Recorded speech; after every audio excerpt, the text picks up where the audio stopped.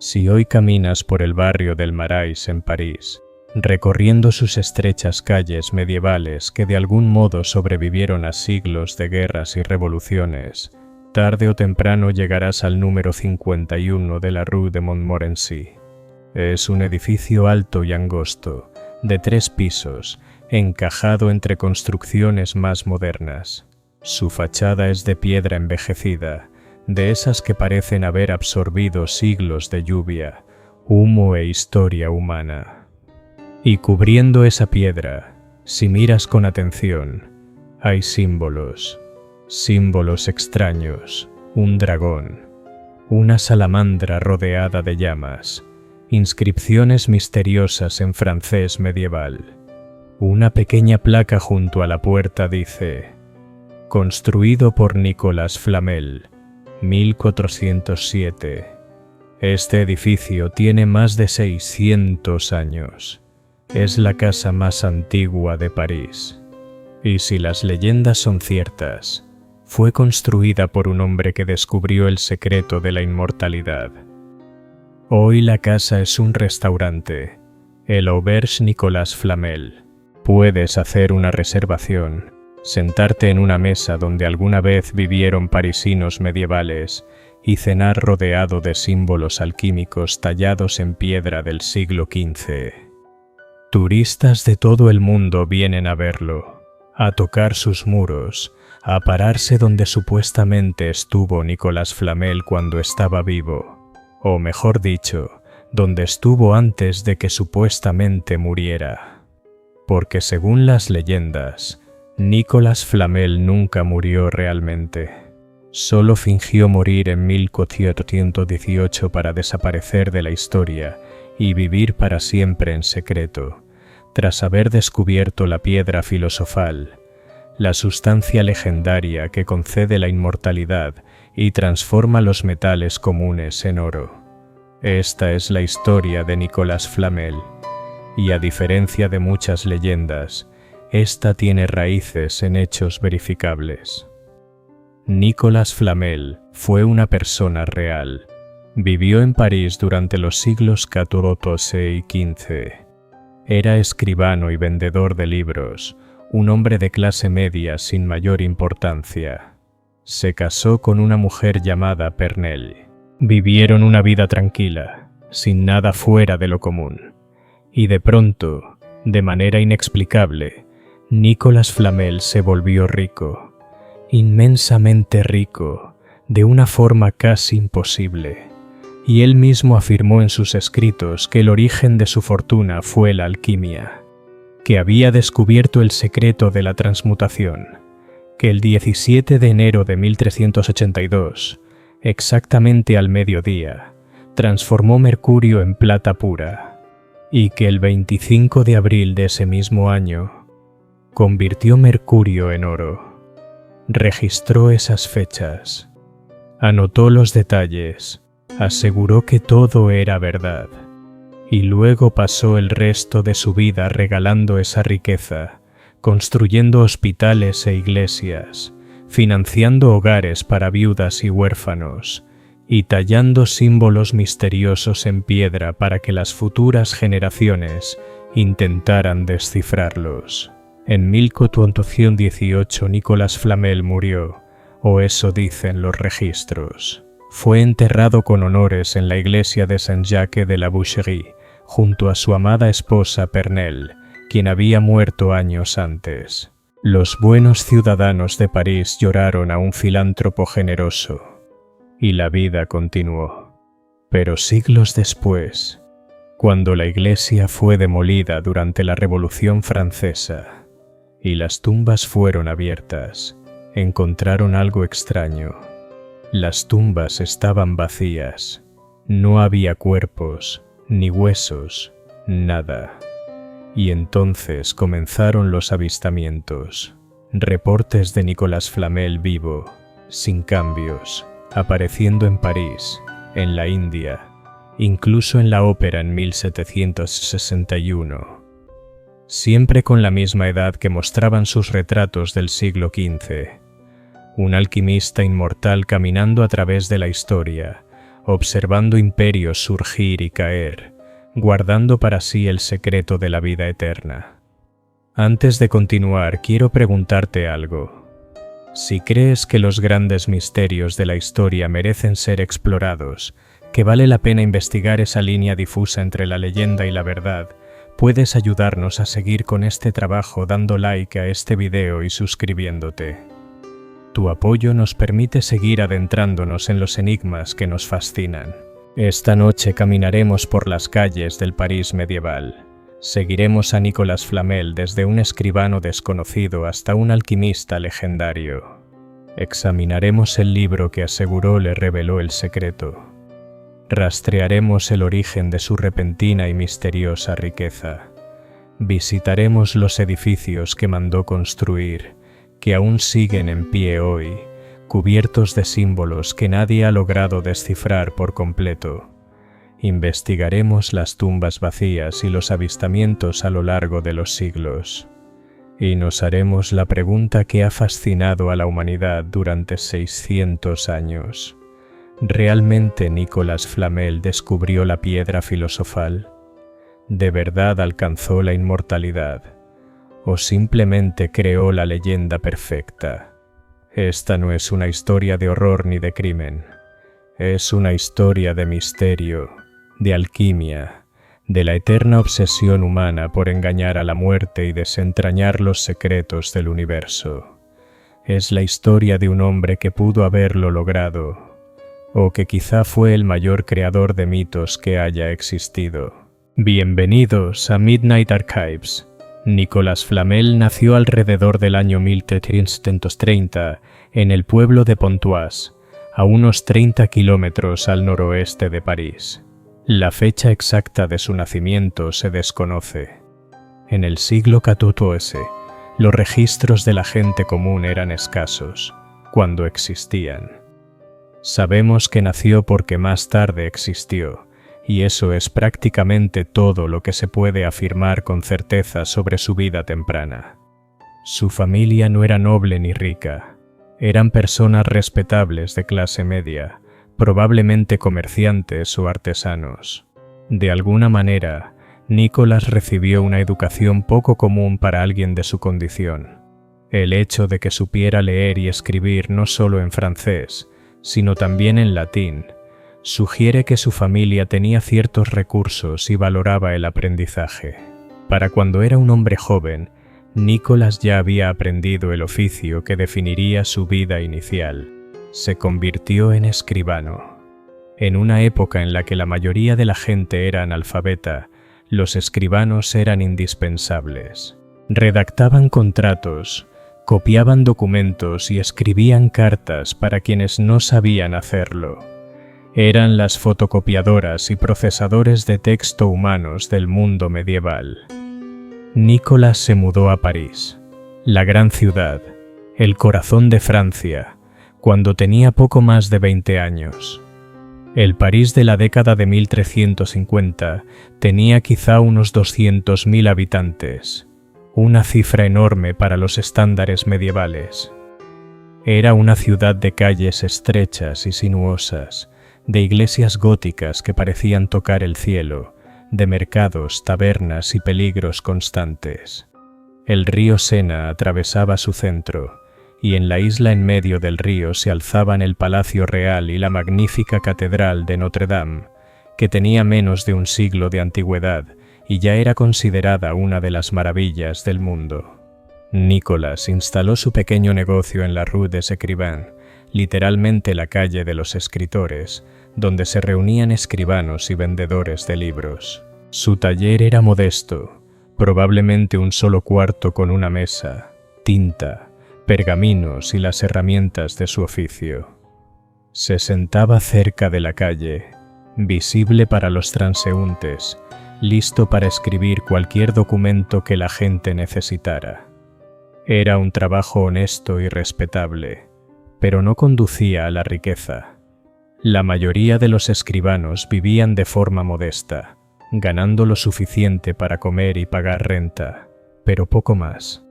Todo indicaba que Nicolas Flamel estaba destinado a una vida ordinaria, una vida sin huella en la historia, una vida que sería olvidada poco después de su muerte. Y entonces ocurrieron dos cosas que lo cambiaron todo. Primero, conoció a una mujer llamada Pernell. Y segundo, un desconocido entró en su tienda llevando un libro muy peculiar. En 1368, cuando Nicolás tenía alrededor de 38 años, se casó con una mujer llamada Pernell. No conocemos su apellido. En los registros medievales, la identidad de las mujeres solía quedar absorbida por la de sus esposos. Pero sabemos que era una viuda, algunos años mayor que Nicolás, y que aportó ciertas propiedades al matrimonio provenientes de su primer esposo. Para los estándares de la época, era una buena unión para ambos. Nicolás era un hombre educado con una profesión estable. Pernell era una mujer con ciertos recursos que necesitaba la protección legal y social que implicaba tener marido. En la sociedad medieval, las mujeres solteras tenían pocos derechos y aún menos oportunidades. Sin embargo, todo indica que el matrimonio de Nicolás y Pernell fue más que un arreglo práctico. Las fuentes contemporáneas los describen como profundamente unidos, como verdaderos compañeros. En sus escritos posteriores, Nicolás siempre se refiere a Pernell no como su ayudante ni como una esposa en sentido posesivo, sino como su socia en igualdad en la gran obra de la alquimia. Esto era algo muy poco común. El mundo medieval rara vez reconocía las aportaciones intelectuales de las mujeres, pero Nicolás acreditaba a Pernell como una colaboradora plena, alguien cuyo conocimiento y habilidad fueron esenciales para su éxito. Esto sugiere que ella era verdaderamente extraordinaria, que su relación lo era, o ambas cosas. Un detalle importante es que Nicolás y Pernell no tuvieron hijos. No sabemos si fue por decisión propia o por causas naturales, pero esto significó que la riqueza que acumularían más tarde no se dividiría entre herederos. Sería solo de ellos, para usarla como consideraran conveniente. Durante los primeros 10 o 15 años de su matrimonio, llevaron una vida sencilla y tranquila. Nicolás trabajaba en su taller de escribano. Pernell se ocupaba del hogar y quizá ayudaba con el negocio. Asistían regularmente a la iglesia de Saint-Jacques de la Boucherie, que más tarde se convertiría en su lugar de descanso final. En su barrio eran conocidos como personas honestas, piadosas y caritativas. En todos los sentidos, llevaban una vida completamente normal hasta el año 1357, porque según el propio relato de Nicolás, escrito décadas después, ese año ocurrió algo extraordinario. Un desconocido entró en su taller. Permíteme leerte la descripción que el mismo Nicolas Flamel hizo de este encuentro en su obra Exposición de las figuras jeroglíficas, publicada supuestamente después de su muerte. Yo, Nicolas Flamel, escribano, que vivía en París en el año 1399, en la casa de Saint-Jacques de la Boucherie, cerca de Saint-Jacques-la-Boucherie. Aunque solo aprendí un poco de latín debido a la pobreza de mis padres, tuve en mis manos por la suma de 2 florines un libro dorado, muy antiguo y de gran tamaño. No estaba hecho de papel ni de pergamino como los demás libros, sino de una admirable corteza, según me pareció, de árboles jóvenes. La cubierta era de latón, bien encuadernada, y grabada por completo con una clase extraña de letras, que considero caracteres griegos o de alguna lengua antigua similar. Detengámonos aquí para entender lo que Nicolás está describiendo. Este libro no se parecía a nada que él hubiera visto antes. Los libros medievales se hacían de pergamino, piel de animal, o vitela, encuadernados en cuero o madera. Pero este libro estaba hecho de lo que él llama corteza de árboles jóvenes, quizá algún tipo de material vegetal tratado. La cubierta era de latón o cobre, grabada con símbolos imposibles de identificar. El libro tenía 21 hojas, 42 páginas, divididas en grupos de 7. Cada séptima página estaba en blanco, salvo por una imagen simbólica. Las demás páginas estaban cubiertas de texto escrito en una lengua y un alfabeto desconocidos, acompañados de ilustraciones elaboradas. Nicholas continúa. La primera hoja estaba escrita en grandes letras capitales de oro. Abraham el judío, príncipe, sacerdote levita, astrólogo y filósofo de la nación judía, dispersa por la cólera de Dios entre los galos, envía salud. Después de esto, el libro estaba lleno de terribles maldiciones y advertencias contra cualquiera que pusiera los ojos en él, a menos que fuera sacerdote o escribano. Supuestamente, el libro había sido escrito por Abraham Eleazar, un alquimista judío, y contenía instrucciones para crear la piedra filosofal. Pero esas instrucciones estaban codificadas en símbolos y alegorías que Nicholas no podía comprender. El desconocido que le vendió el libro pidió solo 2 florines, una suma mínima para un objeto tan elaborado. Luego el hombre salió del taller de Nicholas y nunca volvió a ser visto. Nicholas jamás supo quién era ni de dónde provenía el libro. Y aquí surge la pregunta inevitable. ¿Esta historia es real? ¿O Nicolas Flamel la inventó para explicar una riqueza que en realidad tenía un origen menos místico? El libro misterioso adquirido a un vendedor desconocido es un recurso común en la literatura alquímica. La historia es casi demasiado perfecta, pero sea real o inventada, lo que ocurrió después está documentado históricamente. Nicolas Flamel se obsesionó con la alquimia, y esa obsesión definiría el resto de su vida. Durante los siguientes 21 años, de 1357 a 1338, Nicolas estudió el libro sin descanso. Intentó descifrar sus símbolos, lo comparó con otros textos alquímicos, lo mostró a eruditos, a médicos y a otros alquimistas. Nadie pudo ayudarlo. Las imágenes del libro lo perseguían. Él mismo las describió con detalle. Una serpiente crucificada, un desierto donde las fuentes hervían, un rosal floreciendo en medio de un jardín, un rey con una espada ordenando a sus soldados matar a los recién nacidos. Eran escenas claramente alegóricas, símbolos de procesos alquímicos. ¿Pero qué significaban realmente? Para entender la obsesión de Nicholas, primero debemos comprender qué era la alquimia en el siglo XIV. La alquimia no era una creencia marginal ni un simple engaño. Era un estudio serio, practicado por algunas de las mentes más brillantes del mundo medieval y del Renacimiento.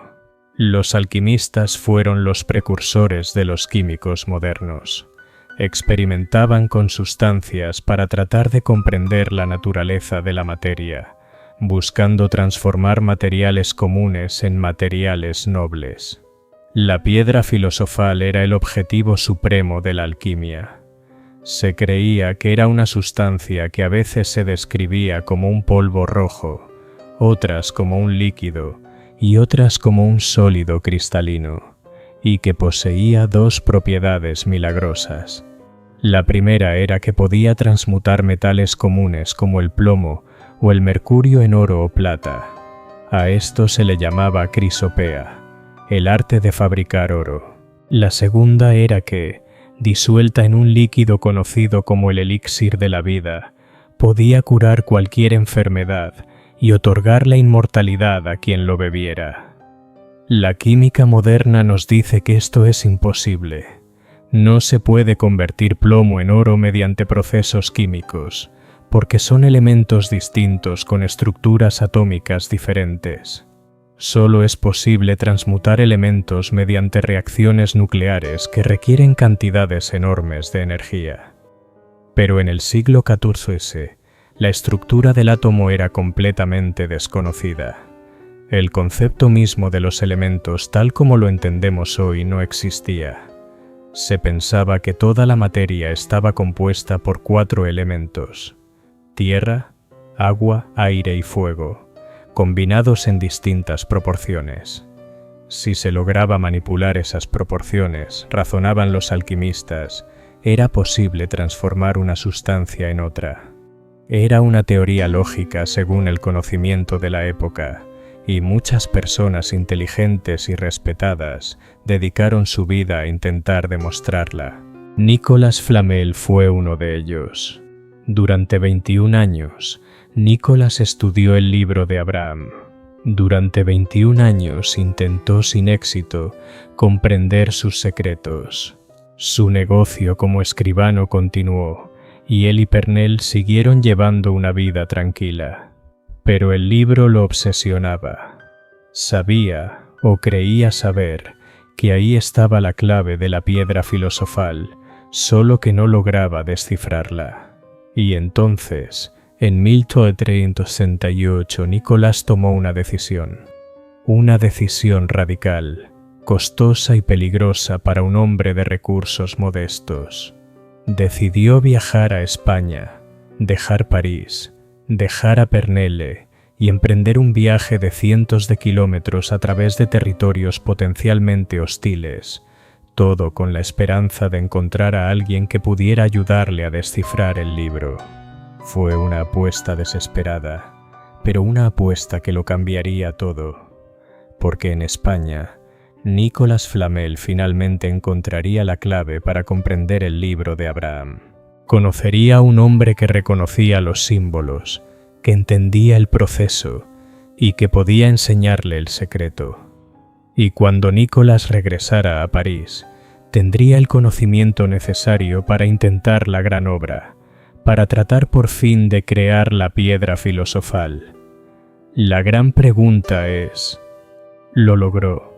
En 1378, después de 21 años de intentos fallidos por descifrar el libro de Abraham, Nicolas Flamel tomó una decisión que debió parecer valiente o completamente insensata.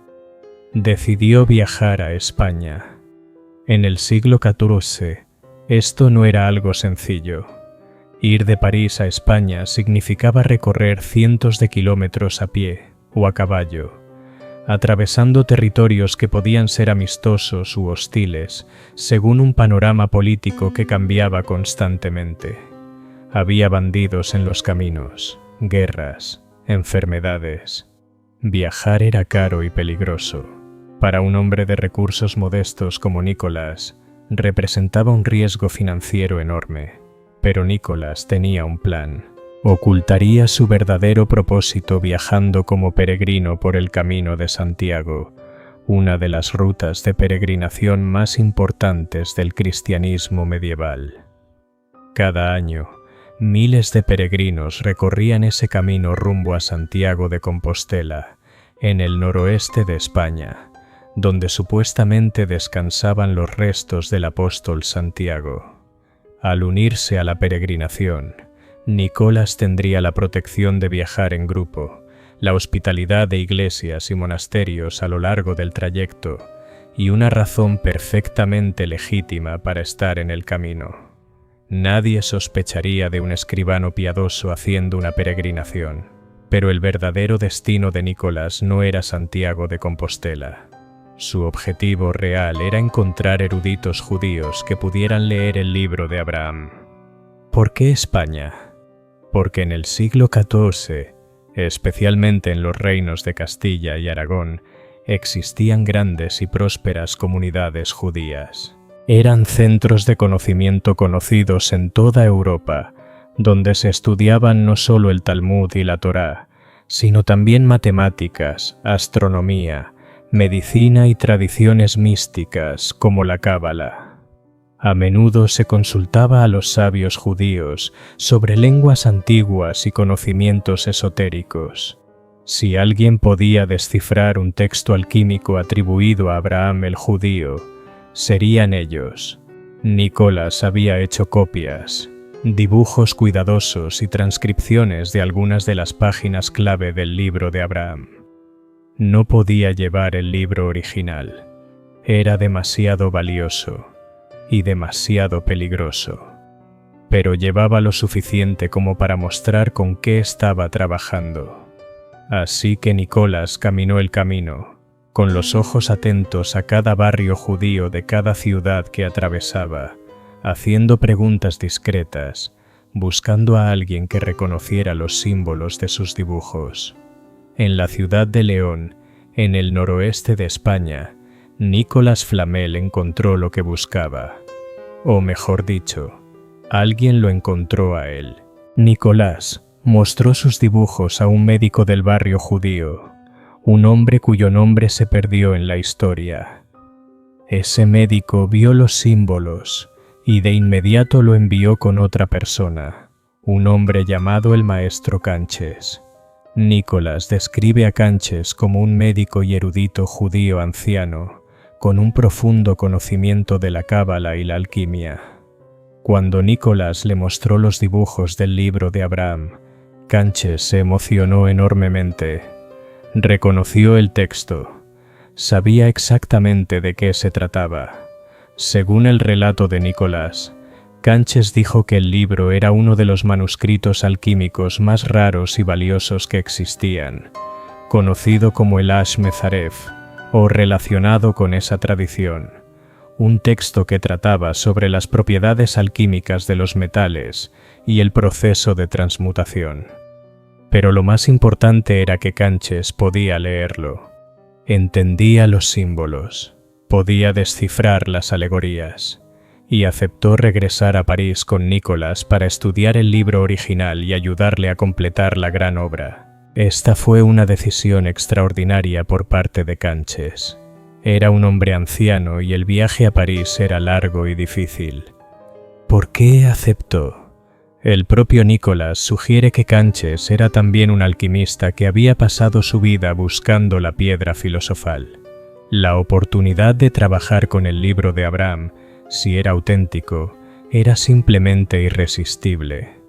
Así que ambos partieron juntos, viajando hacia el norte a través de España y luego entrando en Francia, rumbo a París. Pero nunca llegarían juntos. En el camino de regreso, en algún punto de Francia, las versiones difieren sobre el lugar exacto. El maestro Canches se enfermó gravemente.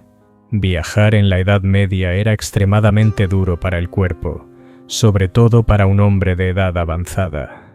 Tal vez fue el desgaste del viaje, tal vez una enfermedad contraída en el camino, o quizás simplemente el peso de los años. El estado de Canches empeoró rápidamente. Nicolás intentó cuidarlo, pero poco podía hacerse. La medicina medieval era rudimentaria, basada en el equilibrio de los humores y las sangrías. Sin conocimiento alguno sobre bacterias o el funcionamiento real de las enfermedades, Canches supo que estaba muriendo. Y en esos últimos días, acostado en una posada o en un monasterio junto al camino, hizo algo extraordinario. Le enseñó a Nicolás Flamel todo lo que sabía sobre el libro de Abraham. Le explicó los símbolos, descifró las alegorías, le transmitió los principios fundamentales de la transmutación alquímica según la tradición que representaba. Le dio la clave para desbloquear los secretos del libro. Y luego, el maestro Canches murió, sin haber visto jamás París, sin haber puesto los ojos en el verdadero libro de Abraham. Nicolás lo enterró, o al menos presenció su entierro, y luego continuó solo su camino de regreso a casa. Había salido de París en busca de conocimiento y regresaba con conocimiento, pero también había perdido a la única persona que podía confirmar si estaba interpretando correctamente lo aprendido. A partir de ese momento, todo dependía de si Nicolás había comprendido bien las enseñanzas del maestro Canches, de si las instrucciones del moribundo habían sido lo suficientemente claras, y de si Nicolás Flamel, un simple escribano sin formación formal en alquimia, era capaz de realizar la gran obra basándose únicamente en lo que había aprendido. Cuando Nicolás regresó a París después de meses en el camino, Pernelle debió sentir un enorme alivio al verlo con vida. El viaje había sido peligroso y no existía forma alguna de comunicarse, así que ella no tenía manera de saber si seguía vivo o si había muerto. Nicolás compartió todo con ella. Le mostró lo que había aprendido del maestro Canches, le explicó los símbolos del libro de Abraham y juntos, y esto es fundamental, juntos comenzaron a prepararse para la gran obra. En sus escritos, Nicolás siempre recalca que Pernelle fue su socia plena en el proceso alquímico. Esto era tan inusual que sintió la necesidad de dejarlo claro explícitamente. Escribió: «Me casé con Pernelle, una dama muy prudente y bien instruida en las ciencias, y juntos os preparamos para la operación». Bien instruida en las ciencias. Para una mujer del siglo XIV, esto era un elogio extraordinario. Sugiere que Pernelle tenía su propio conocimiento, su propia comprensión de la alquimia, y que no era solo una asistente, sino una colaboradora activa. Montaron un laboratorio, probablemente en su propia casa, en un sótano o en una habitación trasera, lejos de miradas curiosas. Consiguieron el equipo necesario: hornos, crisoles, alambiques, dispositivos de destilación, diversos minerales y sustancias químicas. Todo esto era costoso. Nicolás estaba gastando dinero que difícilmente podía permitirse, pero creía profundamente en lo que hacía. Después de 21 años de búsqueda, tras viajar a España y encontrar al maestro Canches, después de todo el estudio y el sacrificio, Nicolás Flamel creía que por fin entendía el secreto de la piedra filosofal. Ahora venía la prueba. ¿Podría realmente hacerlo? ¿Podrían él y Pernelle transmutar metales comunes en oro? Trabajaban en secreto porque la Iglesia veía la alquimia con desconfianza. Aunque no estaba explícitamente prohibida, se la asociaba con la magia y con intentos de usurpar el poder creativo de Dios. Un alquimista que llamara demasiado la atención podía ser investigado por las autoridades eclesiásticas, y en el siglo XIV eso podía llevar a acusaciones de herejía y, finalmente, a la ejecución. Por eso Nicolás y Pernelle trabajaban con cuidado y discreción, siguiendo al pie de la letra las instrucciones del libro de Abraham, tal como las habían interpretado a través de las enseñanzas del maestro Canches. Y según el propio relato de Nicolás, después de 3 años de trabajo, lo lograron. El año era 1382. Nicolás Flamel tenía 52 años. Había pasado 25 años obsesionado con el libro de Abraham, intentando descifrar sus secretos. Había viajado a España y regresado. Había aprendido de un maestro moribundo. Había dedicado 3 años de trabajo meticuloso junto a su esposa. Y ahora había llegado el momento de la verdad. Los procesos estaban completos. Las sustancias estaban preparadas. La piedra filosofal, si realmente la habían creado, estaba lista. Era el momento de intentar la transmutación, de comprobar si podían convertir mercurio en plata y plata en oro, de ver si 25 años de obsesión habían conducido al mayor descubrimiento de la historia humana o simplemente a una enorme decepción. Nicolás y Pernelle estaban de pie en su laboratorio, rodeados de hornos, crisoles y herramientas alquímicas. Frente a ellos había una pequeña cantidad de mercurio, el metal base que intentarían transmutar, y en sus manos estaba la sustancia que habían creado, el polvo rojo, la piedra filosofal. Si funcionaba, todo cambiaría, no solo para ellos, sino para toda la humanidad. Si podían demostrar que la transmutación era posible, que la piedra filosofal era real, revolucionarían la comprensión de la materia. de la naturaleza y del universo mismo. Y si además habían descubierto el elixir de la vida, la forma líquida de la piedra que otorgaba inmortalidad, habrían vencido a la muerte. Era el 17 de enero de 1382. Eran exactamente las 12 del día, y Nicolas Flamel estaba a punto de cambiar su vida para siempre. Permíteme leerte el propio relato de Nicolas Flamel sobre lo que ocurrió aquel día de invierno de 1382. Estas palabras provienen de su exposición de las figuras jeroglíficas, y ya sea que describan algo que realmente sucedió o la ficción más elaborada de la historia de la alquimia, han fascinado a la humanidad durante más de 600 años.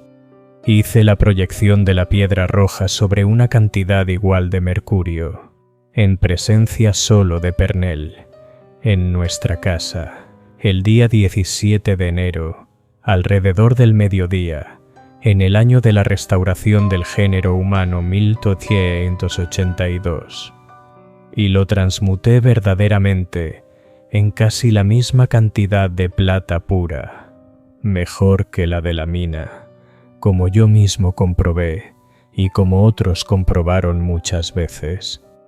Nicolas es extremadamente preciso con la fecha y la hora, 17 de enero de 1382, al mediodía. Y eso le da a su relato un cierto aire de credibilidad, porque si estás inventando una historia, ¿por qué elegir detalles tan específicos?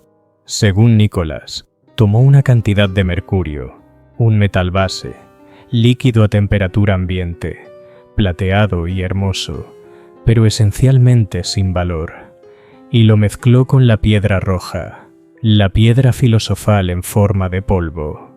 La reacción ocurrió en presencia de Pernell, su testigo y co-creadora, y el mercurio se transformó en plata. Plata pura, de mejor calidad que la plata natural extraída de una mina. ¿Te imaginas lo que debió sentirse ese momento si realmente ocurrió? 25 años de búsqueda, años de estudio, el viaje a España, la muerte del maestro Canches, 3 años de trabajo meticuloso y finalmente la prueba definitiva, el mercurio convirtiéndose en plata ante sus propios ojos. Nicolas afirma que él mismo la examinó y que otros también la analizaron.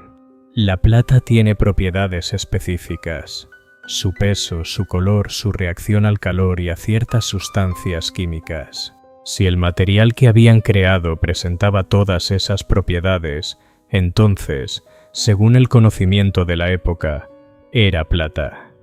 Pero crear plata a partir de mercurio, aunque impresionante, no era el objetivo final. La plata era valiosa, sí, pero el verdadero premio era el oro. El oro era el metal perfecto, el metal del sol, el símbolo de la perfección espiritual y material dentro de la filosofía alquímica. Así que Nicolas y Pernell continuaron su trabajo. Ya habían probado el principio, ahora intentarían la transmutación suprema. 3 meses después, el 25 de abril de 1382, Nicolas Flamel registró su segunda y más famosa transmutación. Siguiendo siempre palabra por palabra mi libro, finalmente hice la proyección de la piedra roja sobre una pequeña cantidad de mercurio, aún en presencia solo de Pernell, en la misma casa, el día 25 de abril, a las 5 de la tarde, lo cual transmuté verdaderamente en casi la misma cantidad de oro puro, ciertamente mejor que el oro común, más suave y más maleable. Mercurio convertido en oro. La crisopea, el logro máximo de la alquimia. Una vez más, Nicolas es preciso. 25 de abril a las 5 de la tarde. Una vez más, Pernell es la única testigo. Y una vez más, insiste en que siguió el libro de Abraham al pie de la letra.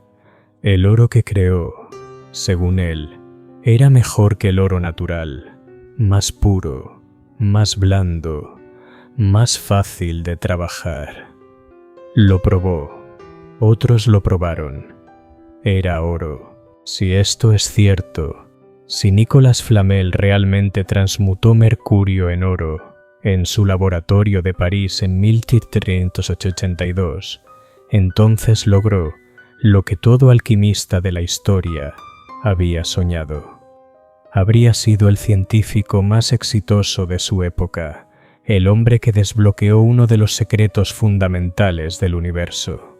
Pero hay un problema con esta historia, un problema importante.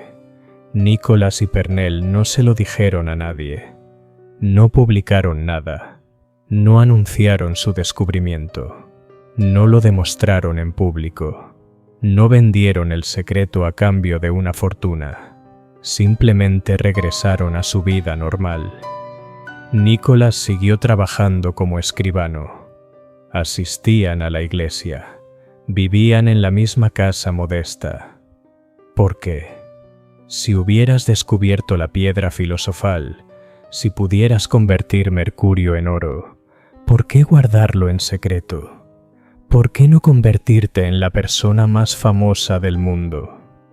La respuesta de Nicolás, escrita en su propio relato, es que temía las consecuencias. Temía que, si el secreto se hacía público, él y Pernell corrieran peligro por parte de personas dispuestas a torturarlos para obtenerlo, o de las autoridades eclesiásticas que podrían considerar su trabajo una herejía, o del gobierno, que podría obligarlos a producir oro para las arcas del rey. Así que guardaron silencio. Crearon solo pequeñas cantidades de oro, lo suficiente para cubrir sus necesidades, pero no tanto como para llamar la atención. Sin embargo, algo sí cambió después de 1282, algo muy evidente, algo que Nicolás no pudo ocultar por más que quisiera. Después de ese año, Nicolas Flamel se volvió rico, de forma repentina, visible y extraordinaria. Aquí es donde la leyenda se cruza con los hechos históricos documentados, porque existen registros reales, documentos fiscales medievales, registros de propiedades, archivos de la Iglesia que muestran que Nicolas Flamel adquirió una fortuna considerable durante las décadas de 1380 y 1390. Antes de 1382, Nicolas era un escribano modesto. Poseía su tienda y su casa, vivía cómodamente pero sin lujos, y pagaba impuestos normales para alguien de su oficio. Después de 1382, Nicolás comenzó a adquirir propiedades, casas en París, tierras fuera de la ciudad, múltiples edificios. Los registros fiscales muestran que su riqueza aumentó de manera drástica. ¿De dónde salió ese dinero? Nicolás nunca lo explicó en ningún documento oficial. No existen registros de que ampliara su negocio de escribano, ni documentos de herencias, ni sociedades comerciales que justifiquen esa riqueza repentina.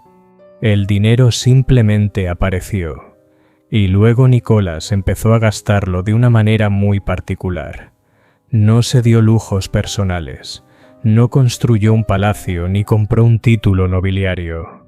En cambio, se convirtió en uno de los filántropos más generosos de París. Esto es parte de lo que Nicolás y Pernell financiaron. Iglesias y capillas, pagando renovaciones y ampliaciones de al menos 14 iglesias en París, incluida su parroquia de Saint-Jacques de la Boucherie. Campanas nuevas, vitrales, altares, hospitales, financiando la construcción de varios hospitales para los pobres, que en el París medieval eran instituciones de caridad administradas por la Iglesia, y viviendas para los más necesitados. En 1407, Nicolás compró un terreno y mandó construir una residencia para viudas pobres y huérfanos, un proyecto de vivienda caritativa.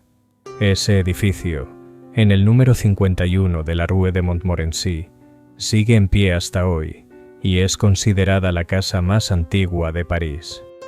Becas. Establecieron fondos para apoyar a estudiantes pobres, proporcionando dinero para su educación. Reparaciones de iglesias. Cada vez que una iglesia necesitaba restauraciones, Nicholas y Pernell eran donantes generosos. Todo esto está documentado en archivos eclesiásticos, registros municipales y en las inscripciones de agradecimiento talladas en piedra por toda París. La generosidad de Nicholas y Pernell fue pública, celebrada y recordada. Pero aquí es donde la historia se vuelve fascinante. Aunque su generosidad era visible para todos, el origen de su riqueza seguía siendo un misterio. Ni siquiera sus contemporáneos sabían de dónde provenía el dinero. Algunos pensaban que Nicolás había tenido más éxito como escribano de lo que parecía. Otros creían que Pernell le había heredado mucho más de su primer esposo de lo que se sabía. Algunos susurraban sobre alquimia, sobre la piedra filosofal, sobre la transmutación. Pero nadie lo sabía con certeza, y Nicolás jamás lo aclaró. Nunca. Cuando Nicolás construía o restauraba edificios, no donaba el dinero de forma anónima. Dejaba su marca. Literalmente, mandaba grabar símbolos en la piedra, símbolos alquímicos que todavía hoy pueden verse. La casa de Flamel en la Rue de Montmorency está cubierta de ellos. Un dragón, una salamandra rodeada de llamas, inscripciones extrañas. La iconografía es claramente alquímica, claramente intencional, claramente diseñada para transmitir algún mensaje. ¿Pero cuál? Los alquimistas solían registrar su conocimiento mediante símbolos y alegorías, porque creían que describir sus procesos de forma directa y literal sería peligroso en manos equivocadas. Por eso, creaban sistemas simbólicos complejos que solo otros iniciados podían comprender. Estaba Nicolás registrando su descubrimiento en piedra. Estaba dejando un registro cifrado de cómo creó la piedra filosofal. ¿Era esta su forma de compartir el conocimiento con generaciones futuras mientras lo mantenía oculto para sus contemporáneos? ¿O eran simplemente decoraciones, el pasatiempo de un hombre interesado en la alquimia, incluso si nunca tuvo éxito real? No lo sabemos. Los símbolos siguen ahí, esperando que alguien los descifre. Durante siglos, cientos de personas lo han intentado. Alquimistas, académicos, ocultistas, criptógrafos. Nadie ha logrado romper el código de forma definitiva, si es que realmente existe un código. Lo que más llama la atención de Nicolás Flamel durante estos años de riqueza y generosidad es lo modesto que se mantuvo. Siguió trabajando como escribano. No se mudó a una casa más lujosa. No vestía ropa costosa, ni buscó integrarse a la nobleza. Él y Pernell continuaron con su vida tranquila y piadosa, asistiendo a la iglesia, ayudando a los pobres y manteniéndose discretos. Cuando la gente le preguntaba por su fortuna, Nicolás simplemente respondía que Dios había bendecido su trabajo y que se sentía honrado de usar esas bendiciones para ayudar a los demás. Era la respuesta perfecta, lo suficientemente vaga para evitar explicaciones, pero lo bastante piadosa para cerrar cualquier otra pregunta. En una sociedad donde se esperaba que los ricos exhibieran su riqueza como forma de mantener estatus social, la modestia de Nicolás resultaba inusual. Podía ser verdadera humildad o una estrategia deliberada para evitar atención. Si realmente había creado la piedra filosofal, la discreción era esencial. Lo último que quería era que el rey de Francia le exigiera producir oro para el tesoro real, que alquimistas rivales intentaran robarle sus secretos, o que las autoridades eclesiásticas investigaran su trabajo por herejía. Así que Nicolás asumió el papel del escribano humilde y caritativo que había tenido suerte en sus negocios, y en general la gente aceptó esa explicación, o al menos fingió aceptarla. Pero dentro de la comunidad alquímica, la red de estudiosos repartidos por toda Europa que buscaban la gran obra, los rumores comenzaron a circular. Se susurraba que Nicolas Flamel lo había logrado, que realmente había alcanzado la transmutación, que la piedra filosofal era real y que Nicolas la había encontrado. Su nombre empezó a aparecer en textos alquímicos escritos por otros. Incluso en vida, se convirtió en una leyenda. Durante más de 30 años, Nicolas y Pernelle llevaron esta doble vida. En público eran filántropos generosos, ciudadanos ejemplares y cristianos devotos. En privado, si las leyendas son ciertas, eran alquimistas inmortales que habían vencido a la muerte.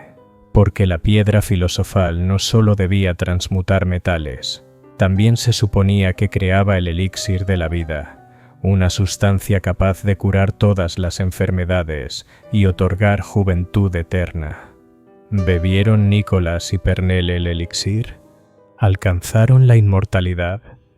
En 1797 Pernelle murió, o al menos pareció morir. Fue enterrada con honores en la iglesia de Saint-Jacques de la Boucherie.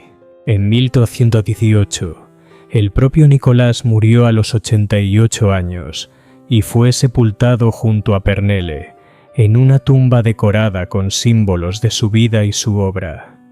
Los buenos ciudadanos de París los lloraron. Las iglesias que habían financiado rezaron por sus almas. Su fortuna fue distribuida según su testamento entre obras de caridad, los pobres y la iglesia. Debería haber sido el final de la historia. Un escribano exitoso y su esposa que hicieron dinero, ya fuera mediante negocios astutos o quizá mediante alquimia, que usaron esa riqueza para ayudar a otros y que murieron en paz en la vejez. Una buena vida, una vida con sentido, una vida digna de ser recordada. Pero siglos después, las tumbas fueron abiertas, estaban vacías, y entonces comenzaron los avistamientos. Según los registros históricos, Pernelle murió en algún momento de la década de 1390. Las fuentes discrepan sobre la fecha exacta. Algunas señalan 1897 y otras 1410. Fue enterrada en la iglesia de Saint-Jacques de la Boucherie, en una tumba que Nicolas mandó construir, decorada con símbolos alquímicos e inscripciones que la honraban como su amada esposa y compañera. Nicolas la sobrevivió quizá unos 20 años, continuando con sus obras de caridad, hasta su propia muerte el 22 de marzo de 1418. Según la mayoría de los relatos, tenía 88 años, una edad extraordinaria para la época medieval, cuando la esperanza de vida era mucho menor que la actual. Su funeral fue muy concurrido. Durante décadas había sido un miembro respetado de la comunidad, conocido por su generosidad y su profunda religiosidad. Fue enterrado junto a Pernelle en la iglesia de Saint-Jacques de la Boucherie, en una tumba que había preparado años antes. Ambas tumbas eran elaboradas, mostrando a Nicolas y Pernelle como benefactores y donantes, con inscripciones que celebraban sus obras caritativas. Eran las tumbas de personas que querían ser recordadas, que habían vivido buenas vidas y habían muerto en paz. Eso debió ser el final. Una vida larga, una muerte tranquila, un entierro honorable. La historia de Nicolas Flamel debía haber terminado en 1818. Pero las historias tienen una forma extraña de negarse a terminar cuando creemos que ya lo hicieron. Durante la Revolución Francesa, en la década de 1790, más de 300 años después de la muerte de Nicolas, la iglesia de Saint-Jacques de la Boucherie fue demolida. El gobierno revolucionario no tenía paciencia con las iglesias elaboradas, que veía como símbolos del antiguo régimen corrupto. El templo fue derribado piedra por piedra. Las tumbas en su interior fueron abiertas y los cuerpos debían ser trasladados, o al menos ese era el plan. Las elaboradas lápidas de Nicolas y Pernelle Flamel fueron trasladadas a lo que hoy es el Museo de Cluny, el Museo Nacional de la Edad Media en París, donde aún pueden verse. Pero aquí surge el misterio. Cuando se abrieron las tumbas, no se encontraron cuerpos. Las tumbas estaban vacías. No había huesos, ni restos, nada. Existen varias posibles explicaciones. Primera, saqueadores de tumbas. Durante el caos de la Revolución, muchos cementerios fueron profanados. Los cuerpos eran robados, los huesos dispersados, las tumbas vandalizadas. Es totalmente posible que los restos de Nicolas y Pernelle fueran robados en algún momento entre 1818 y la década de 1790. Segunda explicación. Una confusión. Tal vez las tumbas que se abrieron no eran realmente sus sepulturas, sino cenotafios, monumentos conmemorativos sin restos humanos, y que ambos hubieran sido enterrados en otro lugar. Tercera explicación. Nunca estuvieron ahí. Tal vez Nicolas y Pernelle nunca murieron en realidad. Tal vez fingieron su muerte. Fueron enterrados en tumbas vacías y se marcharon para continuar sus vidas inmortales en secreto. La explicación que elijas probablemente depende de tu forma de ver el mundo, pero el hecho es que las tumbas estaban vacías, y ese hecho le dio nueva vida a una vieja leyenda. Si Nicolas Flamel realmente había descubierto la piedra filosofal, si había creado el elixir de la vida, entonces sería inmortal. Y un alquimista inmortal tendría buenas razones para fingir su muerte con el tiempo. Después de vivir demasiado en un mismo lugar, la gente empezaría a notar que no envejeces. Surgirían sospechas. Llegarían las preguntas. Sería mejor escenificar una muerte, ser enterrado y marcharse a otra ciudad, con otra identidad, otra vida, y repetir el proceso un siglo después, y luego otra vez más, viviendo para siempre, pero siempre oculto, siempre en movimiento, siempre un paso adelante, de quienes podrían descubrir la verdad. Las tumbas vacías alimentaron esa teoría, y entonces llegaron los avistamientos. En los siglos XVII y XVIII comenzaron a circular historias sobre Nicolas Flamel visto con vida. El relato más famoso proviene de un hombre llamado Paul Lucas, un anticuario y viajero francés. En 1735 publicó un libro sobre sus viajes por Turquía, Grecia y Medio Oriente. En ese libro, Lucas cuenta una historia extraordinaria. Mientras estaba en Turquía, conoció a un derviche turco, un místico islámico, que le habló de una sociedad secreta de alquimistas inmortales. Según el derviche, todos ellos habían descubierto la piedra filosofal y alcanzado la inmortalidad. Se reunían cada pocas décadas en lugares secretos del mundo para compartir conocimiento y guiar el desarrollo de la humanidad. Y según ese derviche, Nicolas Flamel era uno de ellos. Lucas se mostró escéptico, pero intrigado, y luego, en 1761, más de 300 años después de la supuesta muerte de Nicolás, Lucas afirmó haberse encontrado con el propio Nicolas Flamel en la India. Lucas describió a un anciano europeo que hablaba francés y decía llamarse Nicolas Flamel. Este hombre conocía detalles íntimos del París del siglo XV, que nadie podría saber a menos que hubiera vivido allí. Hablaba de eventos ocurridos 300 años atrás, como si hubieran sucedido recientemente. Lucas hizo la pregunta inevitable. Pero Nicolas Flamel murió en 1418. ¿Cómo puedes ser tú? El hombre sonrió y respondió: la muerte no es lo que crees. La piedra filosofal nos libera de su dominio. Antes de que Lucas pudiera hacer más preguntas, el hombre desapareció entre las calles abarrotadas de la ciudad india y nunca volvió a verlo. ¿Es esta historia real? Casi con toda seguridad, no. Paul Lucas era conocido por adornar sus relatos de viaje con historias llamativas, y este relato tiene todos los elementos de una buena anécdota diseñada para vender libros, pero capturó la imaginación popular. La idea de Nicolas Flamel, aún con vida, aún recorriendo el mundo, era demasiado poderosa como para ignorarla. Otro avistamiento famoso supuestamente ocurrió en París en 1761, el mismo año del encuentro en la India. Curiosamente, varias personas afirmaron haber visto a un hombre en la Ópera de París que se parecía exactamente a los retratos de Nicolas Flamel del siglo XV. El mismo rostro, la misma edad, la misma presencia. Vestía ropa anticuada y observaba la función con atención. Después de la ópera, varias personas se acercaron con la intención de preguntarle quién era y por qué se parecía tanto al legendario alquimista.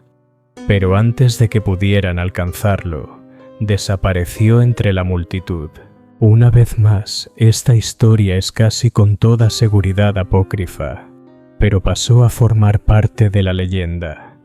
Nicolas Flamel, el alquimista inmortal, apareciendo ocasionalmente en París, la ciudad que había amado, observando cómo el mundo había cambiado, y luego desvaneciéndose antes de que alguien pudiera confirmar su identidad. A lo largo de los siglos XIX y XX, ocultistas y alquimistas continuaron afirmando haber tenido contacto con Nicolas Flamel. Albert Pike, el famoso masón estadounidense y ocultista, escribió en el siglo XIX que Flamel seguía con vida y que formaba parte de una sociedad secreta de maestros inmortales que guiaban a la humanidad desde las sombras. Diversos teósofos y sociedades ocultistas afirmaron recibir enseñanzas de Flamel, canalizadas a través de médiums o recibidas en visiones. Estas enseñanzas solían estar relacionadas con conocimientos alquímicos y místicos, expresados en el lenguaje florido y alegórico típico de la literatura ocultista. Textos alquímicos del siglo XX mencionan a Flamel como un maestro vivo, alguien que había completado la gran obra y que ahora existía en un plano superior del ser, manifestándose ocasionalmente en forma física para instruir a estudiantes dignos. Incluso hoy, en el siglo XXI, todavía hay personas que aseguran haber visto a Nicolas Flamel o que creen que sigue vivo en algún lugar, tras haber alcanzado con éxito la inmortalidad mediante la alquimia. La mayoría de estas afirmaciones son claramente fantasía, pero apuntan a algo más profundo: nuestro deseo de creer que la muerte puede ser vencida, que la sabiduría antigua guarda secretos que la ciencia moderna ha olvidado, que en algún lugar alguien ha descubierto cómo vivir para siempre. Nicolas Flamel se ha convertido en un símbolo de esa esperanza. Haya sido real o no, haya logrado algo o no, la leyenda de Nicolas Flamel nos ofrece una visión de lo que quisiéramos que fuera posible. Entonces, ¿cuál es la verdad? ¿Descubrió Nicolas Flamel la piedra filosofal? ¿Transmutó plomo en oro? ¿Alcanzó la inmortalidad y fingió su muerte en 1418? ¿O fue simplemente un hombre de negocios exitoso que creó una leyenda elaborada para explicar una riqueza de origen mucho más mundano? Las pruebas son contradictorias. Las leyendas son seductoras. Los hechos, escasos. Y 600 años después, seguimos intentando resolver el misterio. Examinemos las teorías una por una e intentemos determinar quién fue realmente Nicolas Flamel. Antes de entrar en teorías, dejemos claro qué es lo que sí sabemos con certeza, no leyenda ni especulación, sino hechos históricos documentados. Sabemos que Nicolas Flamel fue una persona real que vivió en París aproximadamente entre 1330 y 1418. Trabajó como escribano y vendedor de libros. Se casó con una mujer llamada Pernelle. Se volvió significativamente rico entre las décadas de 1380 y 1390, como consta en registros fiscales. Gastó esa riqueza en obras de caridad documentadas en archivos eclesiásticos. Construyó o financió numerosos edificios, algunos de los cuales siguen en pie hoy. Decoró esos edificios con símbolos alquímicos. Escribió, o alguien escribió bajo su nombre, textos que describen transmutaciones alquímicas. Murió en 1418 y fue enterrado. Sus tumbas fueron encontradas vacías siglos después, aunque esto puede tener muchas explicaciones. Lo que no sabemos es el origen real de su fortuna, si realmente realizó transmutaciones alquímicas, si el libro de Abraham el judío existió alguna vez, si sus escritos son auténticos o fabricados, por qué sus tumbas estaban vacías, o si alguno de los avistamientos posteriores a su muerte tiene algo de verdad. Ahora sí, veamos las principales teorías sobre quién fue realmente Nicolas Flamel. Teoría 1. Realmente lo logró. El éxito alquímico. Esta es la teoría que el propio Nicolas promovió, que descubrió el libro de Abraham, aprendió sus secretos y creó con éxito la piedra filosofal. Las pruebas que se citan son varias. Su relato detallado y preciso de las transmutaciones, con fechas y horas exactas. Su riqueza repentina e inexplicable que aparece justamente en la década de 1380, cuando afirma haber logrado la transmutación. Los símbolos alquímicos presentes en todos sus edificios, que sugieren una profunda implicación con la alquimia. Su asociación con Pernelle como socia en el trabajo alquímico, y el hecho de que nunca ofreciera una explicación alternativa y verificable para el origen de su fortuna. Las tumbas vacías encajan con la teoría de la inmortalidad. Siglos de supuestos avistamientos por testigos considerados creíbles, su reputación entre otros alquimistas como alguien que había tenido éxito. Pero la evidencia en contra es fuerte. No existe ninguna prueba física de la piedra filosofal ni de oro realmente transmutado. Nadie ha logrado reproducir su método a partir de sus escritos. La química moderna demuestra que la transmutación química es imposible y que requeriría reacciones nucleares. Existen explicaciones mucho más plausibles para su riqueza. Las tumbas vacías pueden explicarse por saqueos. Los avistamientos son anecdóticos y no verificables. Su relato pudo haber sido una ficción creada para justificar una fortuna de origen distinto. Desde una perspectiva científica moderna, sabemos que transformar plomo o mercurio en oro implica cambiar la estructura atómica de los elementos, algo que no puede lograrse mediante procesos químicos. Se necesitarían aceleradores de partículas y cantidades enormes de energía. Los alquimistas medievales, por muy hábiles que fueran, no podían haber logrado eso. Sin embargo, vale la pena señalar que los alquimistas sí hicieron descubrimientos químicos reales. Pudieron haber creado aleaciones con color dorado que parecían oro sin serlo, o haber purificado oro existente hasta hacerlo pasar por una creación nueva. Es posible que Nicolas creyera sinceramente haber logrado la transmutación, aunque la química moderna explicaría sus resultados de otra manera. Teoría 2. El empresario exitoso. La explicación más simple. Esta teoría sostiene que Nicolás fue simplemente un escribano y vendedor de libros muy exitoso que acumuló riqueza por medios completamente legítimos y luego creó la leyenda alquímica por distintas razones. Evidencia a favor. Los manuscritos medievales eran extremadamente valiosos. Los libros raros podían venderse por sumas enormes y los escribanos que comerciaban con ellos podían hacerse ricos. Pernell aportó bienes de su matrimonio anterior. No tuvieron hijos, así que la riqueza no se dividió y se fue acumulando. Invertir en bienes raíces en París entre los siglos XIV y XV fue una decisión inteligente. Nicolás tuvo décadas para amasar su fortuna. Además, no era raro que hombres exitosos construyeran leyendas sobre sí mismos. Esta es, con diferencia, la explicación más plausible desde el punto de vista histórico. Evidencia en contra. Si solo era un hombre de negocios, ¿por qué crear una historia alquímica tan elaborada? ¿Por qué escribir relatos tan detallados de transmutación? ¿Por qué cubrir sus edificios con símbolos alquímicos?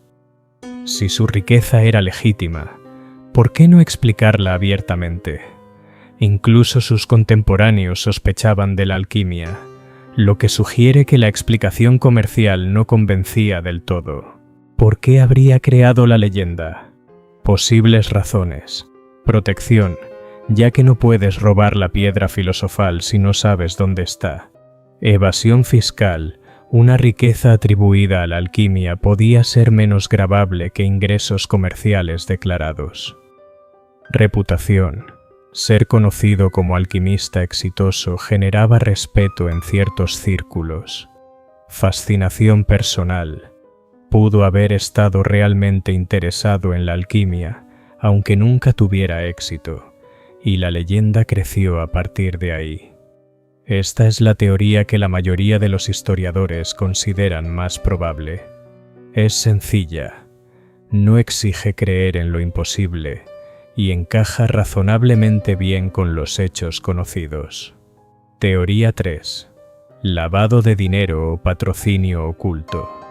Esta teoría propone que Nicolás manejaba dinero de terceros, quizá comerciantes judíos con restricciones legales, o un mecenas rico que quería financiar obras de caridad de forma anónima. Evidencia a favor. Explicaría la riqueza repentina sin una fuente documentada, y también por qué no podía revelar su origen por razones legales o políticas. La historia alquímica sería una cobertura perfecta. Tenía vínculos con eruditos judíos. Su viaje a España y el libro de Abraham encajarían en este contexto. Sus obras caritativas pudieron haber sido dirigidas por un patrocinador. Evidencia en contra. Es puramente especulativa y no hay pruebas directas. Los registros financieros medievales son incompletos, pero no inexistentes, y ocultar grandes sumas era difícil. No explica por qué habría ido tan lejos en la creación de la leyenda alquímica ni encaja bien con su reputación de hombre honesto y piadoso. Teoría 4. La leyenda creció después de su muerte. Según esta idea, Nicolás fue un escribano moderadamente exitoso con cierto interés en la alquimia, pero gran parte de la leyenda, incluido el libro de Abraham y los relatos de transmutación, fueron inventados o exagerados por otros tras su muerte. Evidencia a favor. Muchos textos alquímicos fueron atribuidos falsamente a figuras históricas famosas. Los relatos detallados de transmutación aparecen en manuscritos posteriores a su muerte. Las leyendas tienden a crecer con el tiempo. Los alquimistas posteriores necesitaban historias de éxito para justificar su trabajo. La exposición de las figuras jeroglíficas pudo haber sido escrita por otra persona. Evidencia en contra. Su riqueza está documentada durante su vida, y eso es difícil de falsificar. Fuentes contemporáneas mencionan su interés por la alquimia cuando aún vivía. Los edificios con símbolos alquímicos fueron construidos en vida. Hay demasiados detalles verificables para que todo sea una invención posterior. Después de analizar todas las teorías y las pruebas, lo más probable es lo siguiente.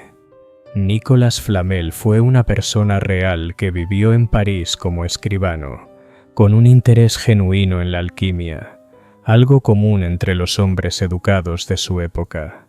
Fue un empresario exitoso que acumuló una fortuna considerable, posiblemente a través del comercio de libros raros. Fue alguien que pudo haber creído haber logrado algún tipo de éxito alquímico, o que deliberadamente construyó esa historia. Fue una persona sinceramente caritativa que usó su riqueza para ayudar a otros. La historia de la piedra filosofal probablemente tiene raíces en sus intereses reales y quizá en experimentos que sí realizó. Fue elaborada por el propio Nicolas para explicar su riqueza o crear un legado duradero, y más tarde fue amplificada por escritores y alquimistas posteriores. Las afirmaciones sobre la inmortalidad son casi con toda seguridad falsas desde un punto de vista científico, producto del deseo humano, de identidades equivocadas y de engaños deliberados. Son un símbolo del anhelo eterno de la humanidad por vencer a la muerte. El misterio perdura porque nunca tendremos registros completos del siglo XIV y porque el propio Nicolas creó deliberadamente ambigüedad sobre el origen de su riqueza. La leyenda cumple funciones psicológicas y culturales importantes, y hay preguntas que simplemente no pueden responderse 600 años después. La casa sigue en pie en el número 51 de la Rue de Montmorency, en París, la casa más antigua de la ciudad, construida por Nicolas Flamel en 1407. Puedes visitarla hoy. Puedes tocar las mismas piedras que él tocó. Puedes ver los símbolos alquímicos que mandó tallar, todavía visibles después de más de 600 años. Por dentro, hoy es un restaurante y puedes sentarte a cenar rodeado de la obra de un hombre que murió hace más de 6 siglos. Su casa lo ha sobrevivido por generaciones. Su nombre sigue siendo recordado. Su misterio todavía nos cautiva. ¿Descubrió Nicolas Flamel la piedra filosofal? Casi con certeza, no. Al menos no en el sentido literal que reconoce la química moderna. ¿Transmutó plomo en oro? Probablemente no, aunque pudo haber realizado experimentos que él creyó sinceramente que eran transmutaciones. ¿Alcanzó la inmortalidad? No. Nicolas Flamel murió como mueren todos los seres humanos. Su cuerpo pudo haberse perdido o haber sido robado, pero el hombre terminó como terminamos todos. Pero hay algo que sí logró Nicolas Flamel. Creó una leyenda que ha durado 600 años. La mayoría de las personas no dejan huella en la historia. Viven, mueren y son olvidadas. Pero Nicolas Flamel, un escribano de clase media sin linaje ni títulos, creó un misterio tan poderoso que seguimos hablando de él 6 siglos después. Inspiró a generaciones de alquimistas. Cada alquimista que vino después miró su historia y pensó: si él pudo hacerlo, tal vez yo también. Su leyenda dio esperanza a quienes buscaban conocimiento oculto, verdades secretas, formas de trascender los límites humanos. Influyó profundamente en la cultura, desde textos alquímicos del Renacimiento hasta novelas de fantasía modernas, desde filosofías ocultistas hasta Harry Potter. El nombre de Nicolas Flamel aparece una y otra vez. Se convirtió en un símbolo de la búsqueda del conocimiento oculto, de la obsesión por la inmortalidad, de la creencia de que la sabiduría antigua guarda secretos que la ciencia moderna ha olvidado. Alcanzó una forma de inmortalidad, no la de no morir nunca, sino la de ser recordado. la de que su nombre siga siendo pronunciado por personas que ni siquiera nacieron en el mismo milenio que él, la de tener una casa que aún sigue en pie, que sigue siendo visitada y que sigue despertando asombro. Eso también es una especie de piedra filosofal, ¿no? No la capacidad literal de convertir plomo en oro, sino la de transformar una vida ordinaria en leyenda, de tomar el metal base de la existencia cotidiana y transmutarlo en algo que brilla a través de los siglos. Los químicos modernos suelen descartar la alquimia medieval como pseudociencia, como un esfuerzo perdido basado en supuestos falsos, y desde un punto de vista puramente químico, tienen razón. No se puede convertir plomo en oro con los métodos que usaban los alquimistas. Pero la alquimia nunca fue solo química. También fue una práctica espiritual y filosófica. La transmutación de los metales era un reflejo de la transmutación del alma. La piedra filosofal no era solo una roca mágica, sino un símbolo de sabiduría perfeccionada, de iluminación, de la transformación del ser humano desde lo burdo hacia lo noble y valioso. Cuando los alquimistas decían que intentaban convertir plomo en oro, muchos lo decían tanto en sentido literal como metafórico. Buscaban perfeccionar la materia y perfeccionarse a sí mismos al mismo tiempo. Nicolas Flamel, lo supiera o no, alcanzó ese objetivo espiritual de la alquimia. Se transformó de un simple escribano en una leyenda. Convirtió el plomo de una vida común en el oro de una historia extraordinaria. Y esa transformación de hombre a mito es real. Ocurrió. Podemos rastrearla a lo largo de la historia, en los edificios que dejó, en los escritos que se le atribuyen, en los 600 años de personas que han contado y recontado su historia. ¿Fue Nicolas Flamel un charlatán que inventó toda la historia alquímica? ¿O creyó sinceramente haber logrado la transmutación? ¿Fue un empresario exitoso que usó el misterio para proteger su riqueza? ¿O descubrió algo que la ciencia aún no comprende? ¿Murió en 1418 o fingió su muerte y siguió viviendo en secreto? Nunca lo sabremos con certeza. La evidencia es demasiado fragmentaria, demasiado contradictoria, demasiado distorsionada por el tiempo y la leyenda. Pero quizá eso sea lo correcto. Tal vez los misterios deben seguir siendo misterios. Tal vez algunas preguntas valen más que sus respuestas.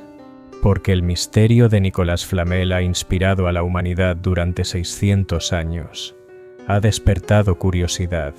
Ha alimentado sueños, ha hecho creer a la gente que lo imposible podría ser posible. Si resolviéramos el misterio de forma definitiva, si encontráramos documentos que probaran que solo fue un comerciante exitoso, o por el contrario, si apareciera la piedra filosofal en algún sótano olvidado, ¿su historia sería más poderosa o menos? A veces los mayores tesoros son los que nunca alcanzamos del todo. Los mayores descubrimientos son los que nunca terminamos de hacer. Las transformaciones más profundas ocurren en nuestra imaginación, en nuestra esperanza, en nuestra negativa a aceptar que el mundo es completamente explicable y ordinario. Si visitas París, ve al número 51 de la Rue de Montmorency. Párate frente a la casa de Flamel. Observa los símbolos tallados en la piedra, el dragón, la salamandra, las inscripciones misteriosas. Si quieres, toca el muro. Ha estado ahí por más de 600 años. Probablemente seguirá en pie otros 600 años más. Y entonces pregúntate, ¿qué creo yo sobre Nicolas Flamel? ¿Crees que fue un empresario exitoso que creó una leyenda ingeniosa? ¿Crees que fue un alquimista auténtico que logró algo que la ciencia no puede explicar? ¿Crees que descubrió secretos que se perdieron con el tiempo? Tu respuesta dice mucho sobre ti. sobre lo que quieres creer que es posible, sobre si piensas que el universo todavía guarda misterios que la razón no puede resolver.